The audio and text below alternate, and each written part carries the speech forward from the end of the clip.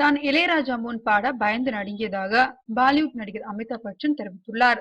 1000 படங்களுக்கு மேல் இசையமைத்துள்ள இசைஞானி இளையராஜாவிற்கு பாலிவுட் சார்பில் மும்பையில் பாராட்டு விழா நடத்தப்பட்டது. ஷமிதா பட இயக்குனர் ஆர் பால்கி ஏற்பாடு செய்த இந்த விழாவை உற்சாகமாக முன்னின்று நடத்தியவர் பாலிவுட் ஜாம்பவானான அமிதாப் பச்சன். விழாவில் ஷமிதா படத்தில் நடித்த தனுஷ், அக்ஷரா ஹாசன் உள்ளிட்டோர் கலந்து கொண்டனர். இளையராஜாவுக்கு நடத்தப்பட்ட பாராட்டு விழாவில் சூப்பர் ஸ்டார் ரஜினிகாந்த், அவரது நண்பர் கமல்ஹாசன், நடிகை ஸ்ரீதேவி, அமிதாப் பச்சனின் மனைவி ஜெயா பச்சன், அபிஷேக் பச்சன், ஐஸ்வர்யா ராய், தபு, ஸ்ருதி ஹாசன், அவரது தாய் சரிகா, அமீர் கானின் மூத்த மனைவி மற்றும் மகள் ஐஸ்வர்யா தனுஷ் உள்ளிட்டோர் ஏராளமானோர் கலந்து கொண்டனர். விழாவில் பேசிய அமிதாப் பச்சன் கூறுகையில், நான் இளையராஜா முன் பாட முயற்சியை செய்வதே இல்லை. ஒவ்வொரு முறையும் நான் ஸ்டுடியோவில் தனியாக அமர்ந்துதான் பாடியுள்ளேன். படத்தின் போது ராஜா சாப் முன் பாட வேண்டி இருந்தது. அப்போது எப்படி பயந்தேன் என்பதை என்னால் விவரிக்க முடியாது என்றார். ராஜா என் வாழ்வில் ஒரு அங்கமாகிவிட்டார்.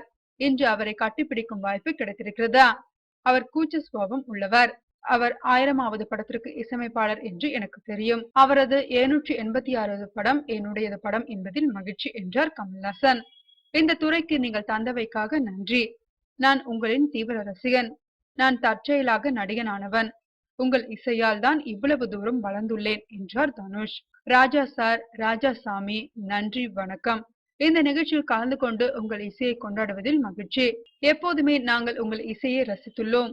இங்கு உள்ள ஜாம்பவான்களுக்கு நன்றி. அதில் ஒரு ஜாம்பவானை அப்பா என்று அழைக்கும் பாக்கியம் கிடைத்துள்ளது என்றார் ஐஸ்வர்யா ராய் பச்சன். விழாவிற்கு வந்த தனது முன்னாள் மனைவி சரிகாவை பார்த்ததும் அவர் இருக்கைக்கு சென்று அவரின் கையை பிடித்து நலம் விசாரித்தார் கமல்.